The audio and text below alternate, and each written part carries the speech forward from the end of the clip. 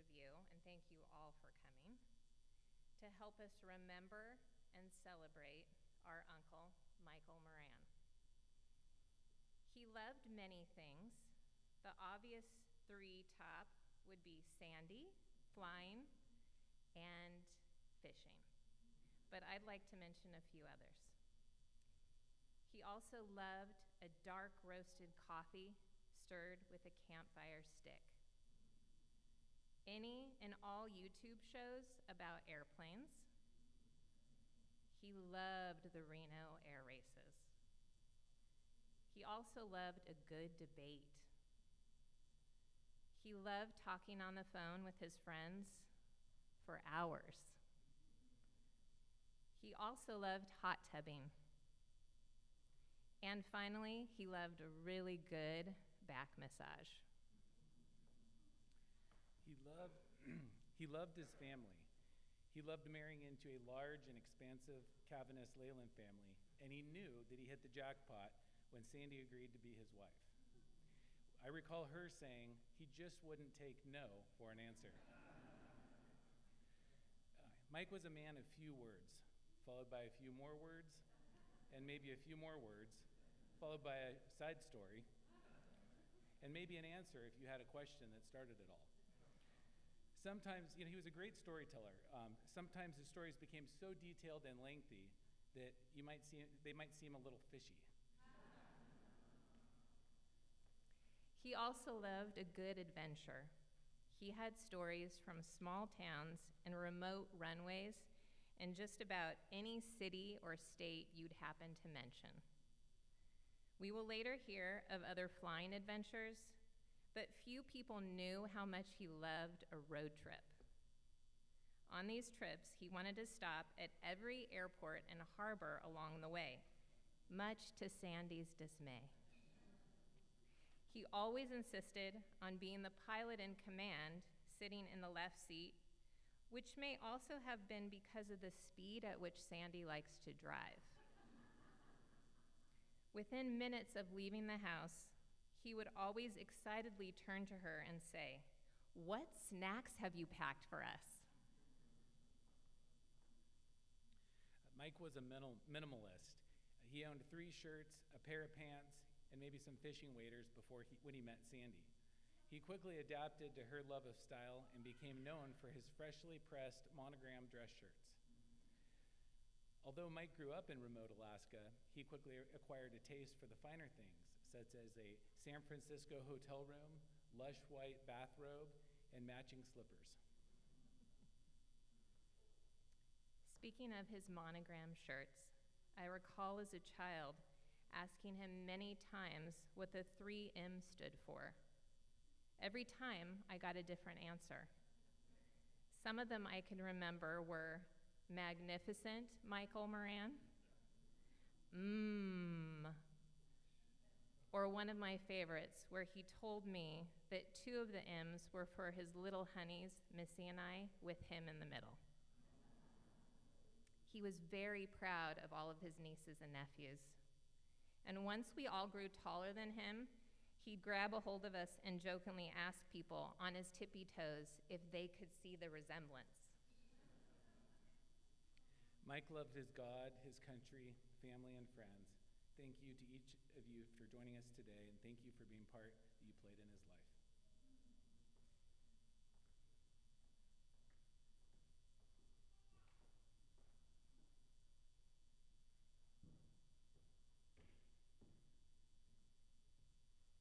Shall we bow our heads? Our Father in heaven, we acknowledge you as the Almighty God, our Creator and our Redeemer.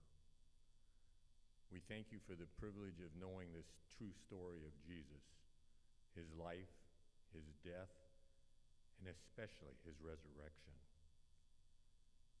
Thank you for the privilege of knowing the story and of not hope, but the assurance that he has given us of a resurrection and life eternal for those that believe in him. Amen.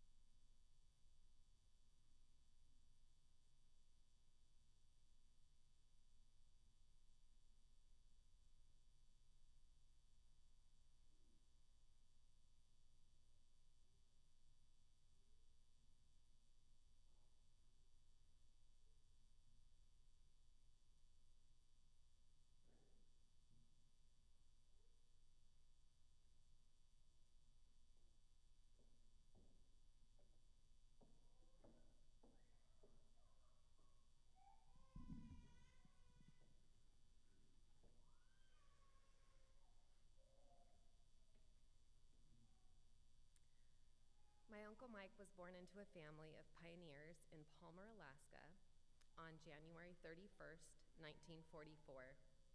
His strong lineage traces back to his maternal grandmother, who moved to Alaska during the Great Depression as a widow with her 8 children.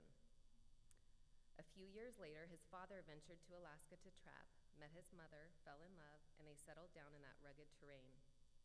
Realizing the value of aviation in that region, Mike's dad acquired an airplane, mastered flying, and transformed it into a successful business. In 1946, his father and his uncle Albert established Western Alaska Airlines, which was a pioneering bush flight operation in the area. Mike's hometown of Dillingham, Alaska, where he spent his childhood, it was a true frontier, vastly different from the lower 48 during the 40s and 50s, with a population of just under 500 people. Most residents were either family or close acquaintances. Situated in Nushagak, thank you, sorry, Bay on the northern coast of Dillingham,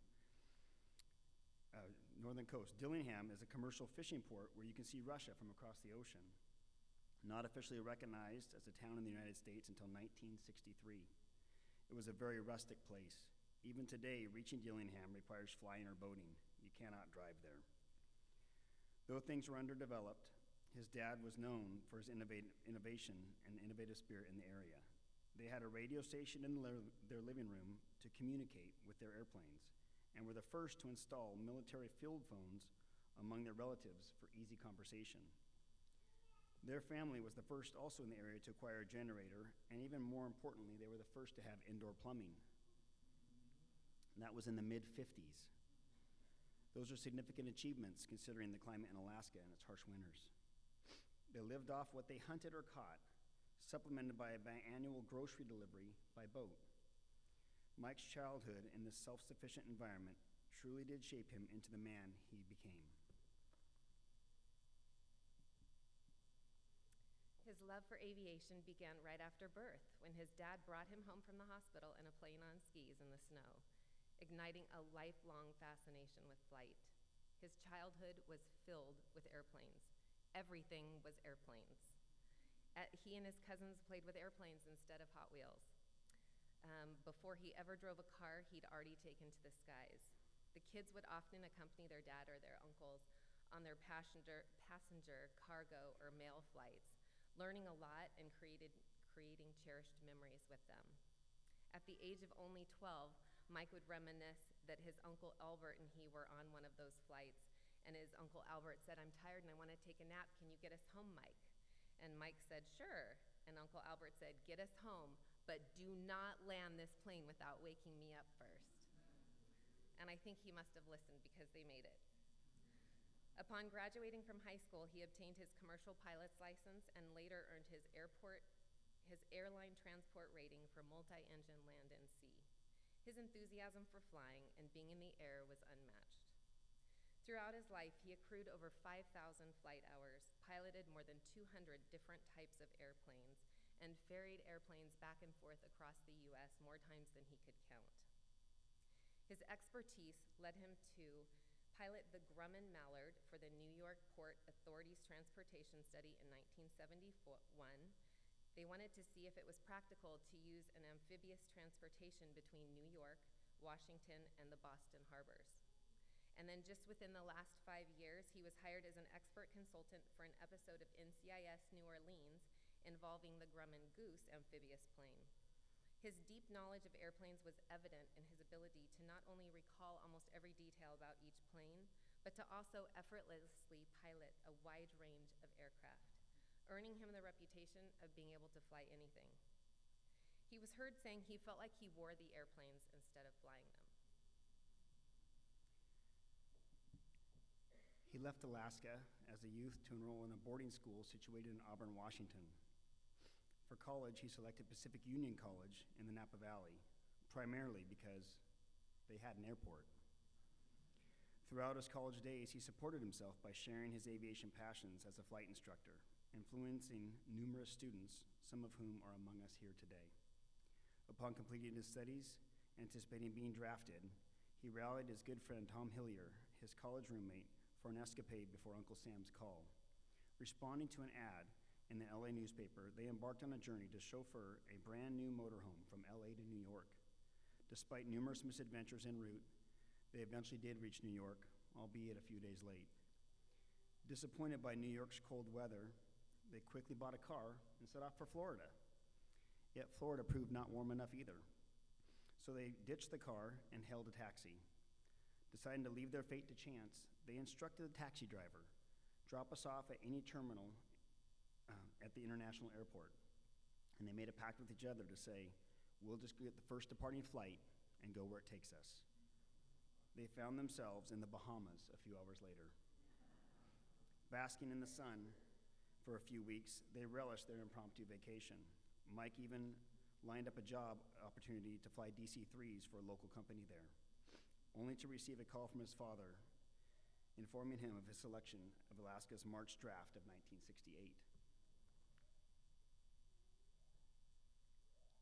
He joined the Army as a non-combatant and was assigned medic training. He excelled in the medic exam, receiving the top score out of 1,500 recruits, and was selected to instruct new medic trainees. Despite receiving orders 3 different times to go to Vietnam, clerical errors intervened each time, sparing him from deployment and allowing him to serve his 2 years at Fort Sam Houston, Texas.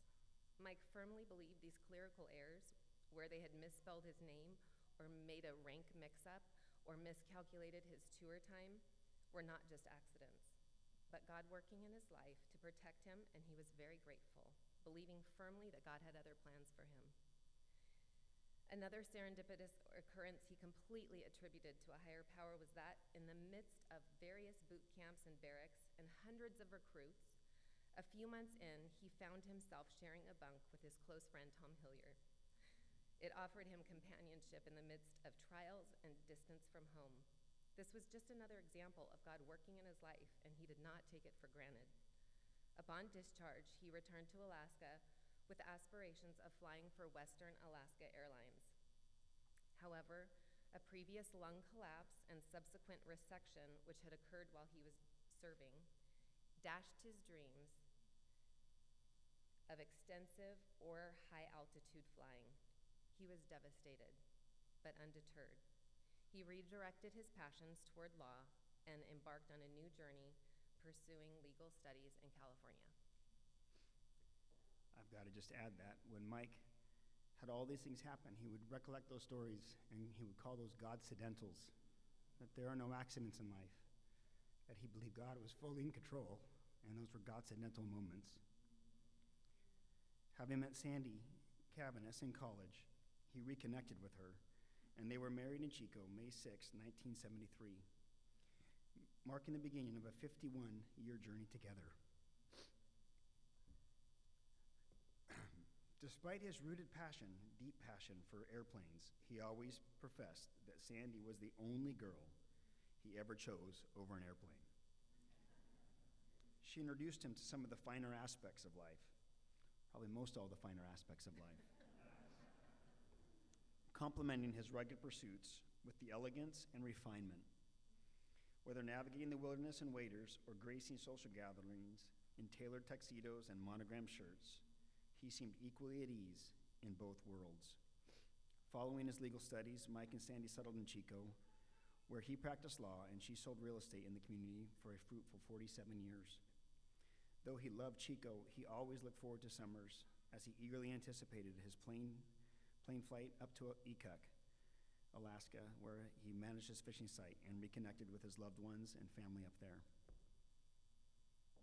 I was fortunate enough to join on one of these escapades from Chico the summer after learning to fly. Navigating with our maps along with Uncle Mike's intimate knowledge of the route proved quite an exciting adventure.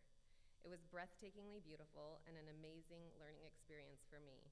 The terrain is raw and rugged, and I remember more than once having him point and say, "Land us down there, miss, next to that lake," when all I saw was wilderness and trees.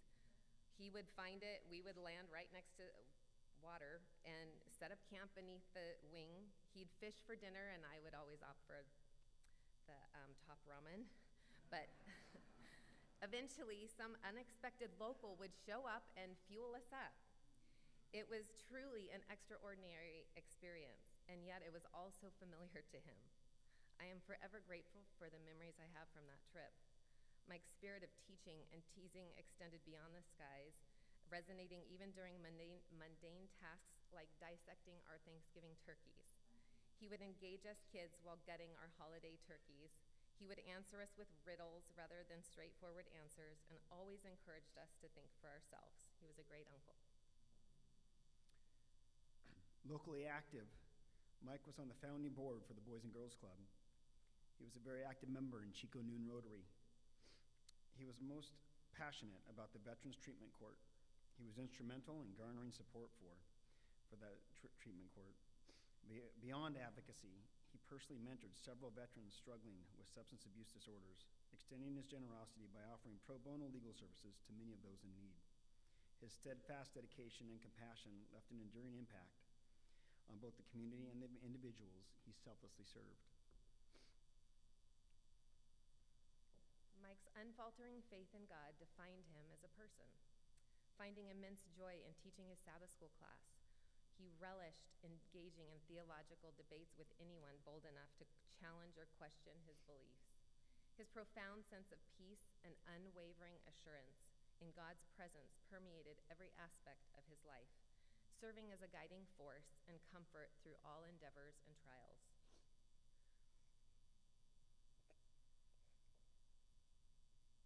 Rest well, Uncle Mike. You loved the smell of the sea and the feel of the skies. We long for the day when there are no longer goodbyes.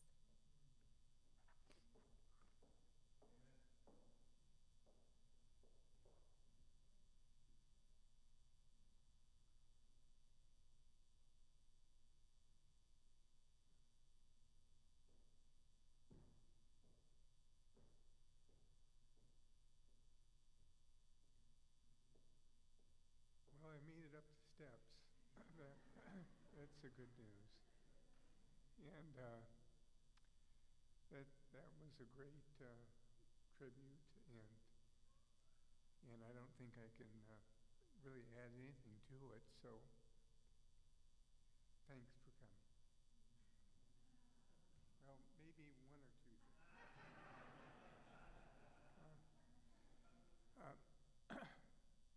I wasn't going to even mention this, but watching the military tribute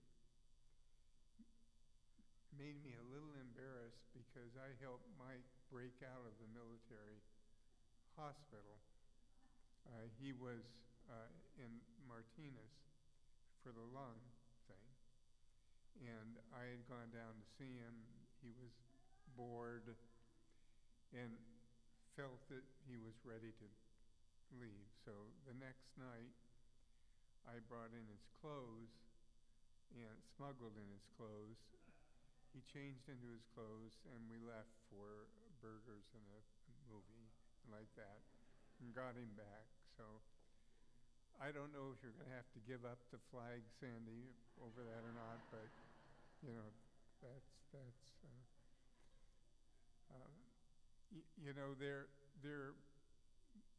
there are moments that we experience, and there are memories that will last forever and we'll cherish them. The moment I'm thinking of is when Shirley and I visited Mike and Sandy over a month ago, and Sandy gave me 30 minutes. I took 120 minutes. And Mike and I could have gone longer and longer. And he talked about his health problems, but he didn't dwell on it. He was focused on life and moving forward. He bought a Comanche B, which was in Texas, but ready to come out. He arranged to have the engine rebuilt, the landing gear rebuilt, the tail AD redone, and some other things. I had a Comanche B, and so he talked about the two of us flying it, again, like that. And I thought I'd fly with him, but I don't know if I would fly with me. He was and that's in those memories that I would cherish, the 120 minutes I had with him. He was my first instructor, and he signed me off for my solo, and I had a friend there that was watching me solo at Anglin, and I obviously made it back and didn't crash because I'm standing here talking to you. But Mike didn't sign me off until I had safely made it back. He didn't want his name on anything like that. So, not complete trust. We were practicing in the 150, and we were out over Pope Valley, over Usabelli's. And Mike said, "Do you ever do a loop?" And I said, "I never have, but I'm good."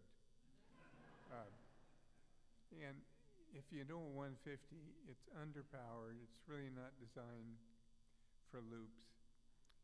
It's happy if it can fly and land, and that's it. But I said, "We really don't need to do this, Mike." He said, "Oh, no, it's okay." So he gets it, and he gets it in a dive, and comes up, and we go around, and at the top, and the engine's kind of sputtering because, as I said, it's not really designed for this. And then he flips it over and makes the loop, and we land, and this isn't the end of the story. I'm a little taken back that he scared me to death. And at the time, I had a Porsche, and I thought, well, here's my turn to scare Michael to death. So we're driving down, and we're going over Kyoka Pass, coming down. Mike was living with us at the time, and there's a little stretch that if there's no cars coming, you can pass one car safely, two cars almost safely, and so I went for the two-car option, and we were fine. Then there's a sweeper just before four corners, and I had the car in a drift, and I thought, "Loop me, Moran."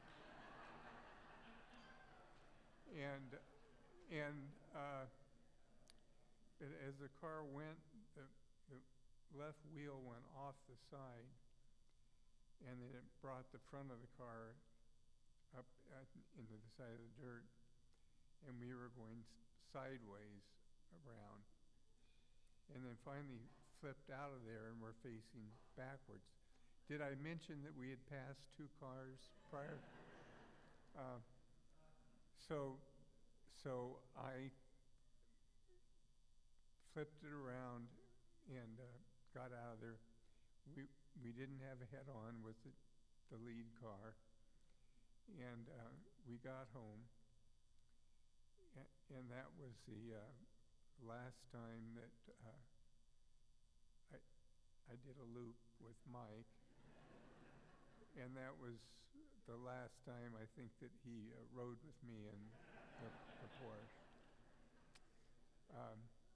He did, if I'm a little scattered, I don't have notes. All the other speakers have notes, so that's the good news. You don't have to listen to this.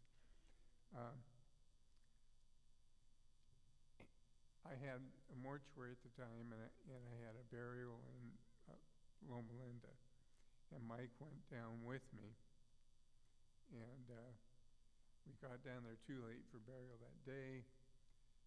I took the casket to a local mortuary there, and then we had the hearse. And I don't know if I went to the motel, but Mike went a courting Sandy at Loma Linda with the hearse. Now you know what kind of a car gal Sandy is.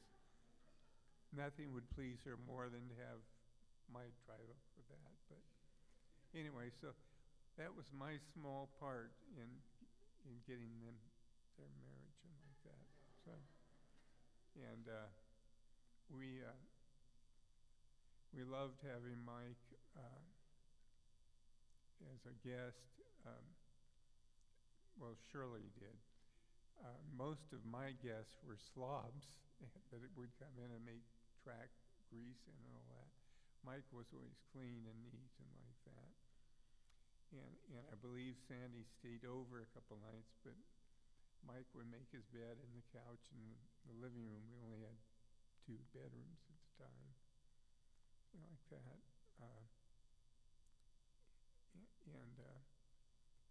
To bring this to a conclusion, I know that you've been looking at your watch and going, when will he stop? You know, I don't know what's going to happen to us in the afterlife, and I don't know how Mike will get his wings, but he'll have wings. And I would love to think that it would be a Comanche bee and I would be flying with him, but not doing loops. Thank you, Sandy, for inviting me here.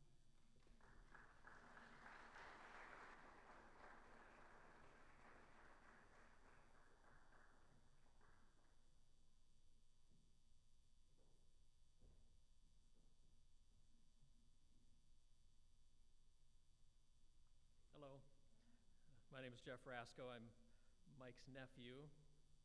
Mike's older sister, Pat, was my mother. I wanted to tell you about Mike's love of Alaska and aviation. First, I'll give you just a little background as to how Mike ended up being born in Alaska.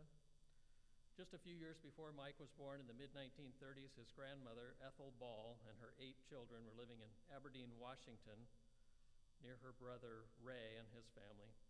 It was a depression, and when the lumber mills closed, Ray had moved to western Alaska to the shores of Lake Aleknagik, where you could build a log cabin and live off the land. You could even make a little money. The territory of Alaska was trying to conserve salmon and caribou. They were paying 5 cents for every trout you could get out of the lake, $10 for every bald eagle you could shoot, and $50 for every wolf.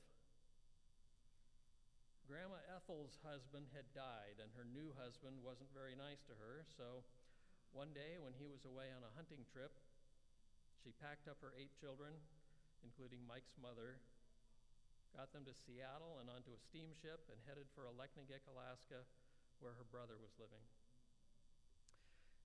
Mike's dad was in Shelton, Washington, and he had a couple of high school buddies that were headed to Aleknagik, so he decided to go with them. Several other relatives and families moved to Aleknagik, mostly Seventh-day Adventists, and that's where Mike's parents met. Early on, Mike's father, Moran, saw a need for air travel in western Alaska. There were no roads connecting the villages. In summer, you could travel by boat, and in the winter, by dog team. So Moran learned to fly and started hauling passengers, freight, and mail with his Taylorcraft. Later, he and his brother-in-law started Western Alaska Airlines. Over the years, they owned a variety of aircraft, J-5s, Pacers, Gullwing Stenson, Fokker, Norseman, Grumman, Widgeon, and Goose, Lockheed 12, Cessna 206s and 185s, and an Aero Commander, and many more. Mike was constantly around airplanes growing up, and he earned his commercial pilot's license the day he graduated high school. While Mike was at Pacific Union College, he worked as a flight instructor, also towed gliders at the Calistoga Airport. In May of 1965, Mike went down to Florida with his dad to pick up a Grumman Widgeon. His parents were staying in San Jose, so Mike flew the new airplane back and forth to college for a few days and enjoyed giving his friends rides in the airplane. When Mike was back home in Alaska, his uncles and cousins were all pilots. He worked for the airline, loading airplanes and flying when he was allowed. He told me how excited he was when his uncle Albert told he and his cousin Newt to take the Lockheed 12 on a trip to one of the villages all by themselves for the first time. It's no wonder that Mike ended up flying more than 200 types of aircraft. One of my earliest memories of Uncle Mike was a summer day when I was about 6 years old. I was swimming in Lake Aleknagik with a cousin, and Mike landed a Grumman goose on the lake. He taxied over to us, slid open the window. He took off his watch and threw it into the lake. He told us to dive for it. He thought it was a great game, diving for the watch, then climbing up on the landing gear to give it back to him. When it was time for me to learn to fly, Mike took me up in his Citabria. He was flying from the back seat. I was following him on the controls up front. He put the airplane into a stall and a spin, and I immediately let go of the controls and grabbed the cross braces above the dash. He yelled from the back seat, "Never let go of the controls." The other thing he always drilled into me was, make the airplane do what you want it to do. Another aspect of Mike's life in Alaska was commercial fishing. Each summer, the family would fly down to the village of Ikuk, where they would put a net out from the beach and catch salmon to sell to the local cannery. A few years after I started fishing on my own, Mike asked me if I'd like to team up with him and share crew members and other expenses. We would get together and plan before each tide what time to pull our nets of fish out of the bay, how many trucks we might need to haul the fish, when to get ice. It's a lot of manual labor getting fish untangled from a net, loaded into trucks. It can be exhausting working all times of the day and night according to the tides.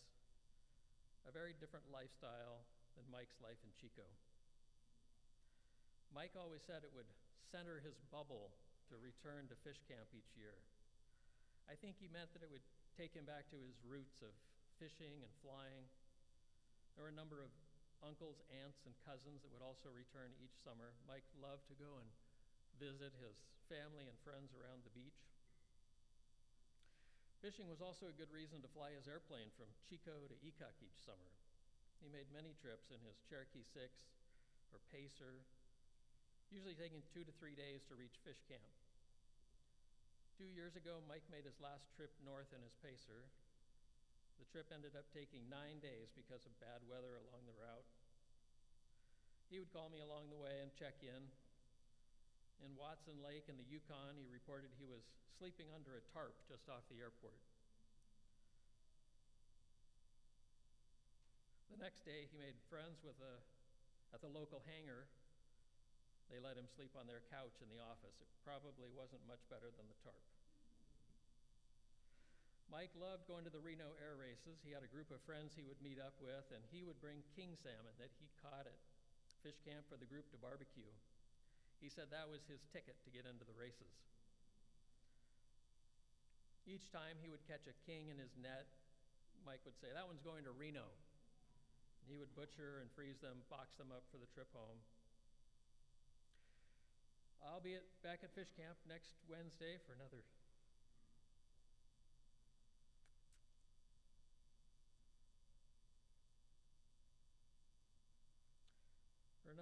fishing season. And there will be many reminders of Uncle Mike. We'll miss him very much.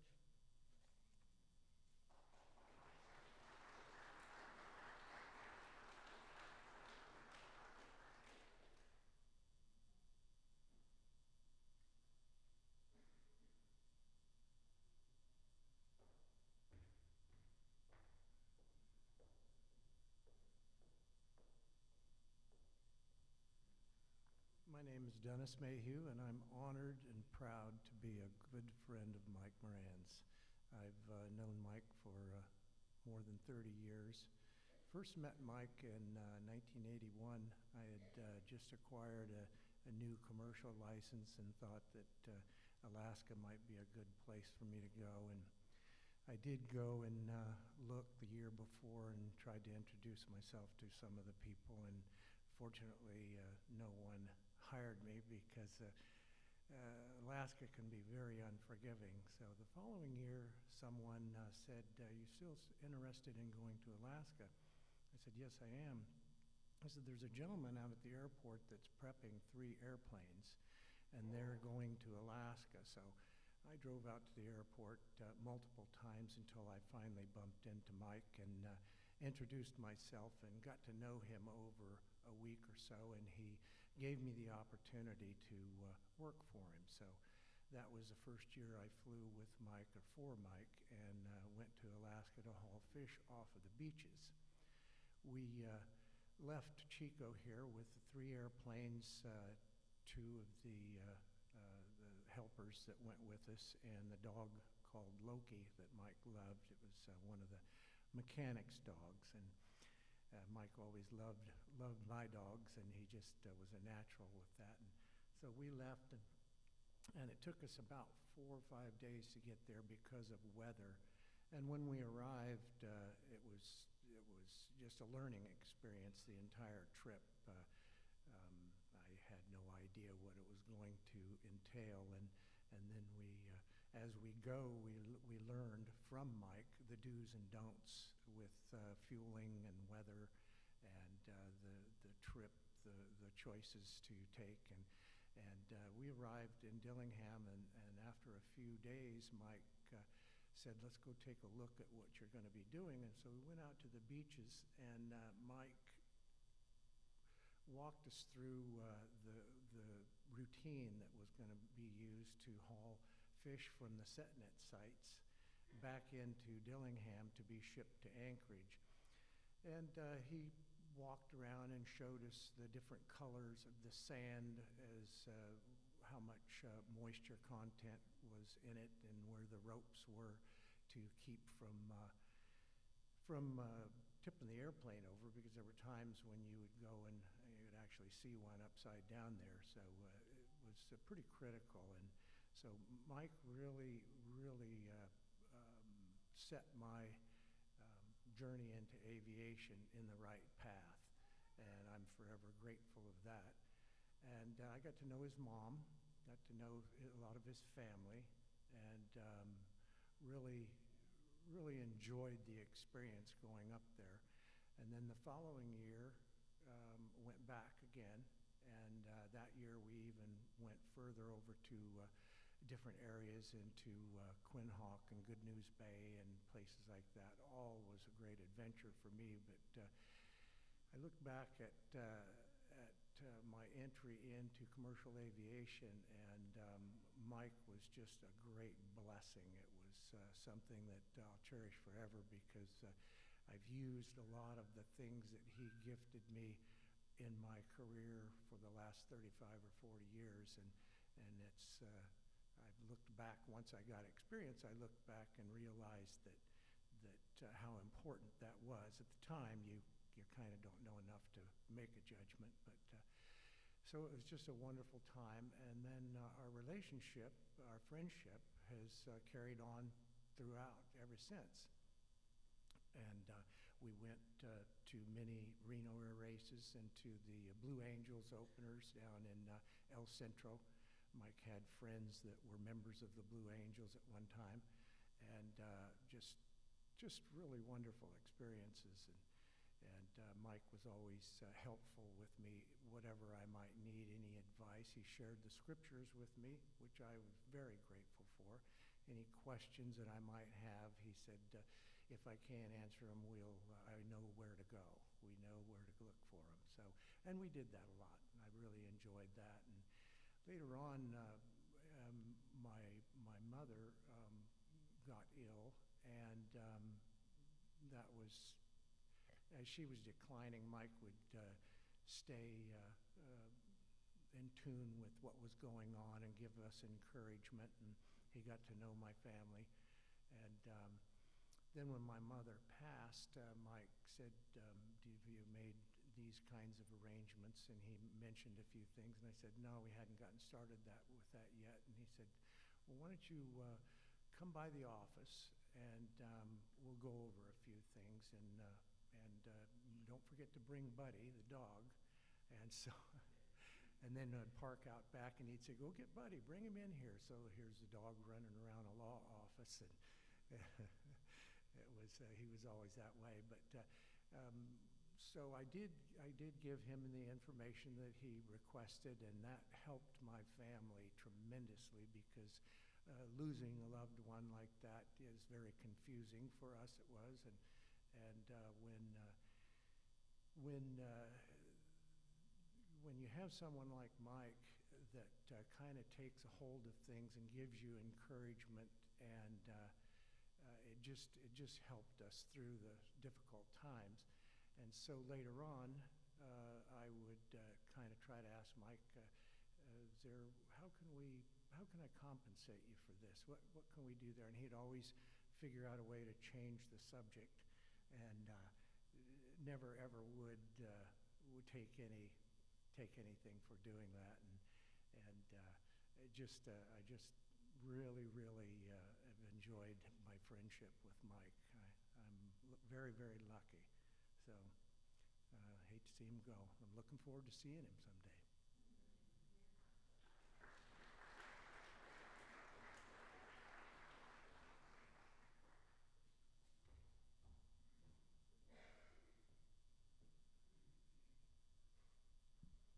Well, I'm glad to be here. By no means I am even close to those friends that have been here before. I've been in Mike's life for a short amount of time. He became a very good friend of mine. So, trying to make this serious here, I see a resemblance in all the people that came up here today. Somehow they were affected by Mike's love of flying. So I'll start there. We're sitting next to each other in a long flight, and he's telling me, "Oh, he just hit this level." And I look at him like, and like 3 seconds later, the pilot said, "Well, we just reached this level and this and that." I'm like, how he knows that? And then he tells me that his lung, that he had, for all you that know him, he has some issue with his lung, and long story, he said, when it gets to that level, I start feeling something. And the doctor sitting next to him, I'm like, what happens now? No, I'll be fine. I haven't been in this high flight for so long. And the bottom line is, he was looking down that window, and he was aware of everything that was happening in that plane. And he asked me if I like flying. I said, well, I always liked flying. It's just I was going to have my first lesson, and then my buddy showed me a video of 150 crashes that happened with small planes in a small island in Puerto Rico right before I was taking my class. And I'm like, I don't know. I can tell you that I took my first lesson. Mike was ready to instruct my instructor about why I need to work with a tail dragger, and we had plans of flying together. But this is not a fair life, and God has plans that are beyond these 80 years of life that we get, right? The life of man is 70, those really robust 80, and Mike was one of those. I'll tell you a story that changed me. I'm trying to explain to him that as a pastor's kid, my father wanted me to be a pastor, of course. And being a kid, seeing my dad in all these board meetings and all this work as a pastor, and the pastor is here, forgive me, pastor, I decided that I'm just going to be a pastor, but a little different kind of pastor. I was a medical missionary. And through these conversations, I translated a word, or attempted to translate a word. I said, my father always says, diocidencias, no coincidencias. And he said, wait, what did you say? I'm like, I don't know. I mean, my dad says diocidencias. You mean not accidental, but goccidental. That's what we're trying to say. In English, it's goccidental. From that moment on, every patient I met, every circumstances that I could use that word, I started using it. And then Sandy tells me that some of you know that Mike loved that word too. And I really believe that this is not accidental. This is Godcidental. He told me about all the experiences where he was for sure given an opportunity to live again. And he was sure that this was because God needed somehow, and actually, I need to be very specific here because he paused and his eyes were tearing and said, do you imagine that the creator of the universe wants to work with me? He allowed me to live because he had something that he wanted me to work with him. And I can tell you, since the moment I met him, we knew that we had a very unusual circumstances. Maybe 1% of patients get the kind of problem he had. And I see a lot of people struggling with disease, and Mike never had a moment where I see that he was unhappy or this bad card that was dealt to him bothered him. Not at all. Actually, that made him a very difficult patient because he will say, well, I know I don't want to do that. This makes a lot of sense. How come I have to fly across the world to get it done? We should do this here, now. I'm like, well, it's not that simple. We have to go through this. I said, well, let me see if I understand. And I can tell you, not because he was a lawyer or a very smart guy, but and Sandy's a witness. He will say, this, and this, and that. You couldn't disagree with him. He was very, very thoughtful.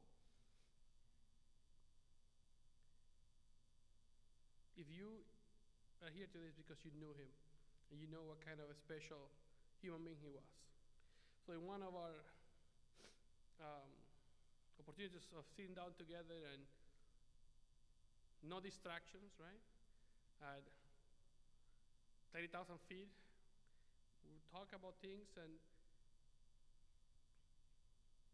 he was sure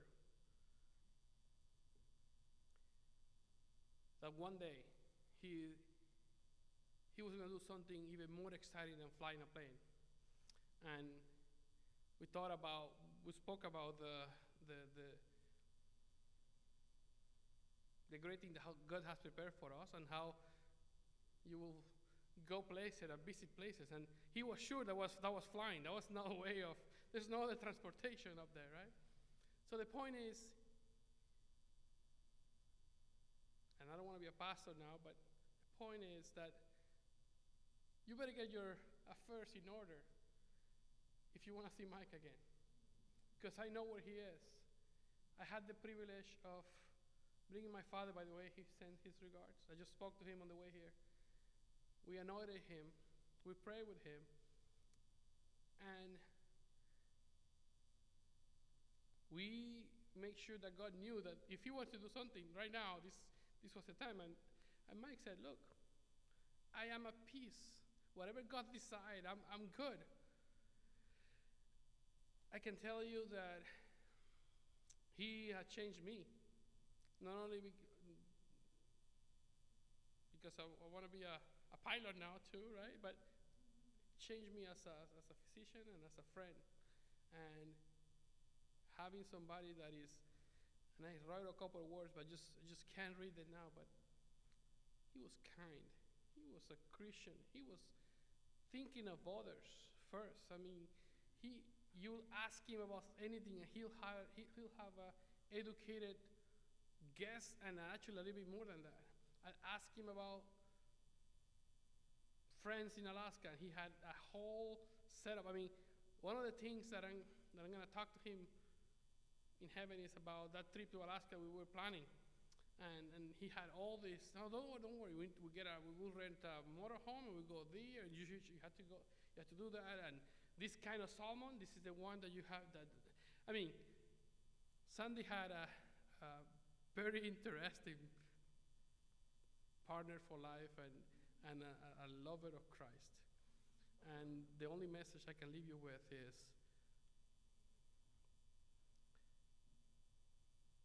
try to imitate Christ and try to love men, and maybe God uses examples, and one of them was your friend Mike. And I know that scientifically, if I tell you, hey, we're going to heaven soon and there's going to be all these good things waiting for us, some people think we're crazy. But if you are a believer and you have seen lives like Mike's, then you can say, you know, if God is saying it, then it's true. And you imagine sitting next to that river under the tree of life, talking about what could have been and what the great things that God has prepared for us. I think it'll be an experience that you don't want to miss. And maybe you can get a little bit of healthy and safe flying. Thank you.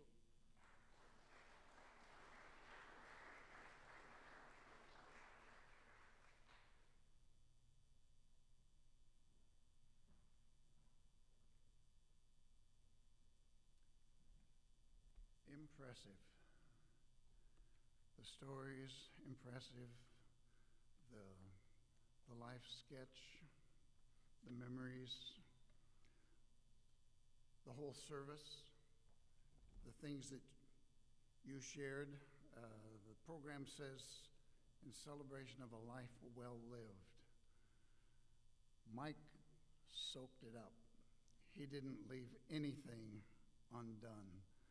The adventures, the love, the relationships, the experiences, it's amazing.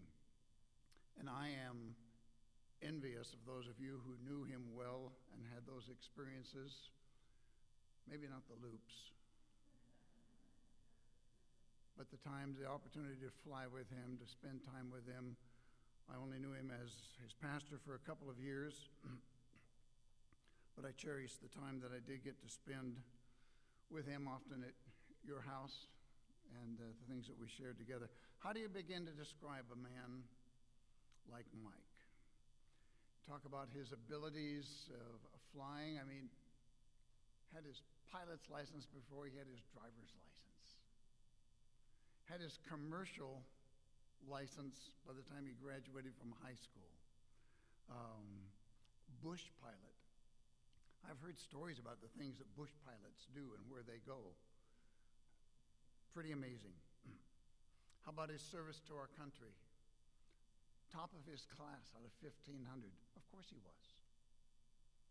And so he was engaged to teach the other medics for 2 years. Pretty amazing. And then his law practice, that he could be a man of the woods growing up in Alaska, but that he had the tenacity to master law and be a model lawyer, giving so much to the community, taking on cases pro bono if necessary, always ready to support a cause and to help those who couldn't afford to pay. Pretty amazing. How about as a husband? 51 years, Sandy. 51 years. Obviously, he found you to be pretty and amazing. That he chose you over an airplane. Like I said, I only knew Mike as his pastor for a couple of years, didn't get to know him nearly well enough. But he was faithful. I was in classes with him. We had conversations around the dinner table. I know that he was committed to his God and committed to his faith just as much as all of his other commitments. You know, there's there's a lot of meaning in a name. And the name Michael is an interesting name. It's a Bible name. The word Mikael, El Shaddai, Elohim, means one who is like God or one who resembles God. That's a powerful name. It's also a name that we find in the Bible. We see it in Daniel, but we see it most clearly in Revelation 12, verse 7, where it says, "Then war broke out in heaven. Michael and his angels fought against the dragon, and the dragon and his angels fought back, but they were not strong enough, and they lost their place in heaven." Now, I'm not quite ready to promote Mike to divinity, but I will say he more than lived up to his name. Mike was one of the most exceptional men that I've had the privilege of being acquainted with. And the stories that I hear, assuming that you're telling the truth most of the time, this was an amazing man. From his childhood on, he was not afraid to tackle anything, any cause, or anybody if he needed to. He was a warrior for his people, the name Michael. He was a warrior for his people, his family, his church, his God, and his wife. And now he's safe in God's hands. And you know, I can almost envy him. I've done a lot of funerals. And sometimes I think, you know, it's not so bad. No more pain, no suffering, no having to deal with some of the stuff. Doesn't have to worry about the elections in November. I mean, that's a gift, isn't it? But one day soon, all I want to say is one day soon, Mike is going to fly again. Oh, is he ever. Read about it in 1 Thessalonians 4, and I've got his Bible.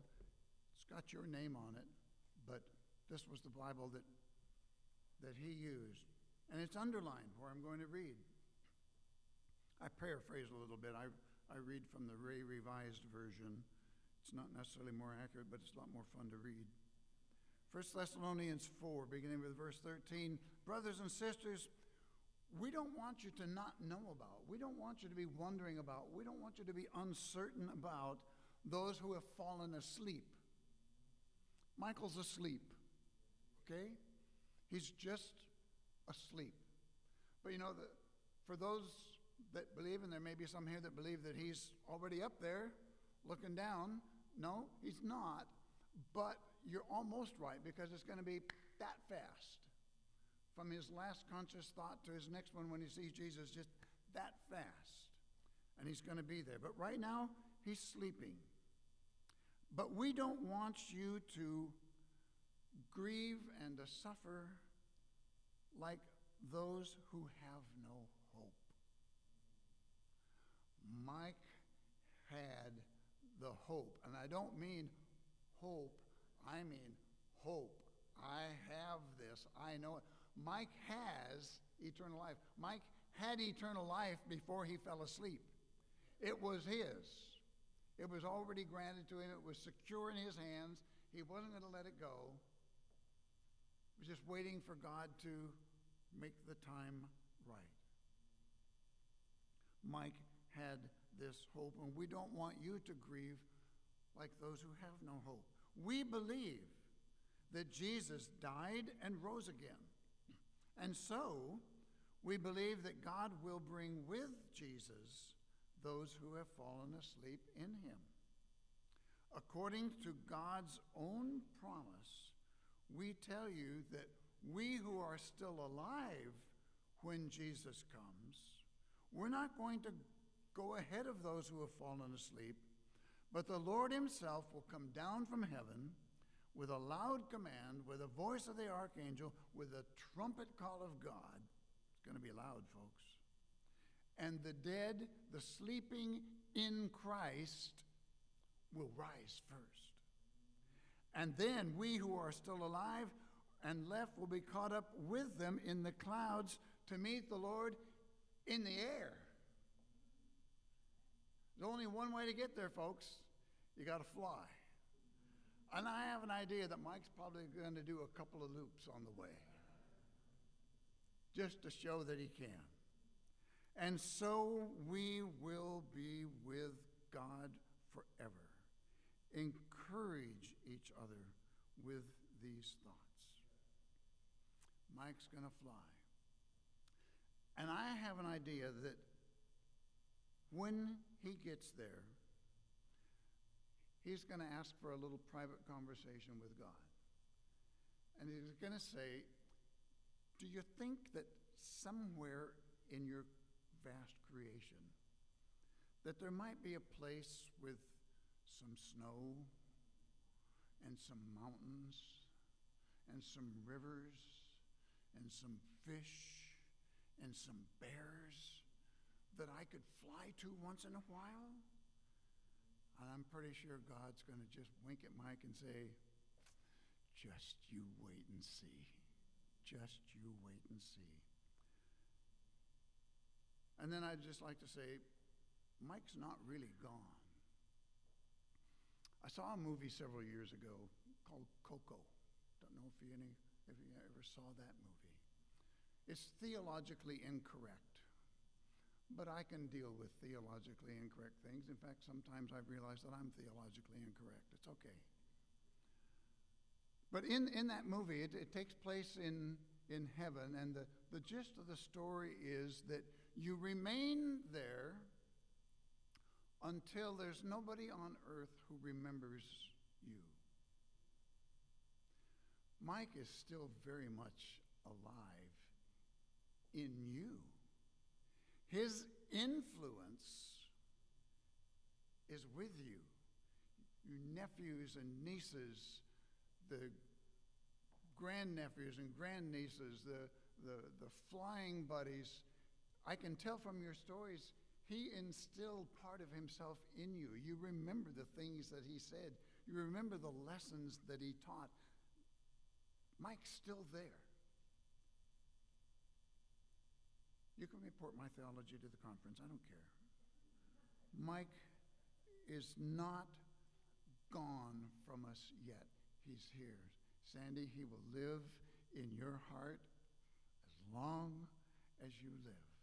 And what a precious, precious thing that is. May God give you courage and peace and strength and hope, assurance that the best is yet to come. Closing verse, Revelation 21. The next to the last chapter of the Bible. You know, if you're reading a good book and you just can't wait to find out if it's going to end well, you got to go and skip ahead and you got to read the last few pages. Well, I read the back of the book, and we win. We win. And we have this promise. John, Jesus' best friend. You know, he had the 12.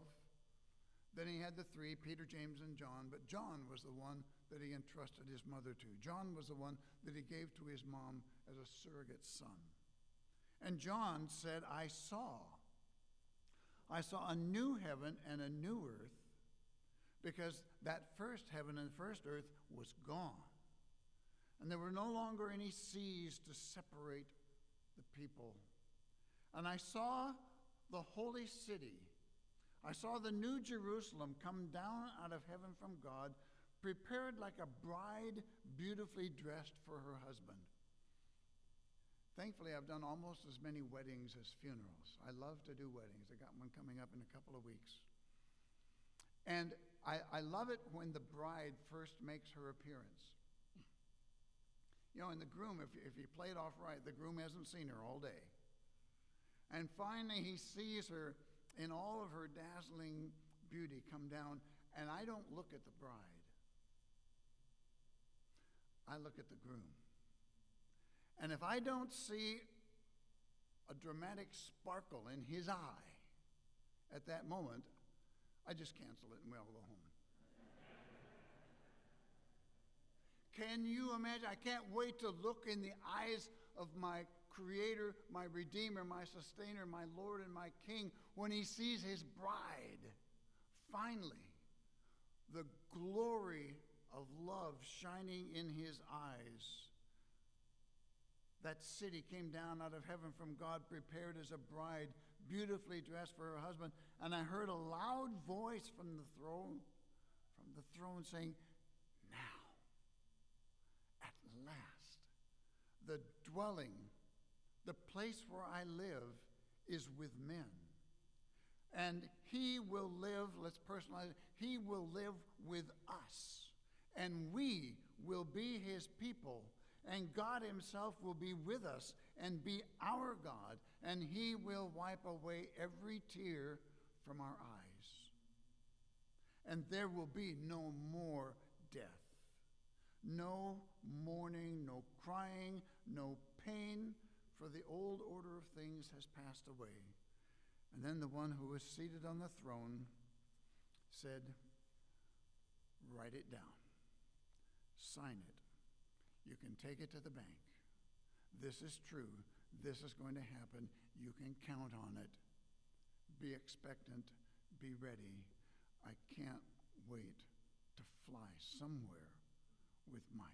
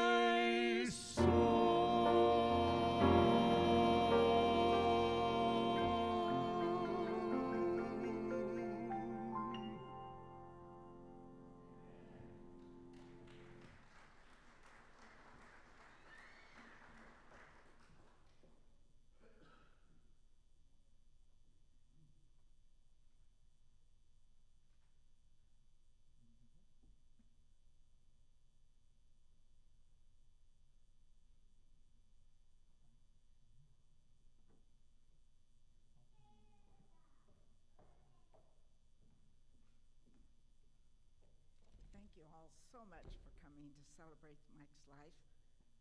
He loved his friends, and I don't think he ever met a stranger. He was a kind and compassionate husband and always upbeat. I don't think I ever saw him angry. Basically, he was a pretty happy, grateful guy right to the end. So, I'm going to go directly to Butte Creek Country Club, and I hope you'll all join me there so that we can share some more memories and celebrate his life some more.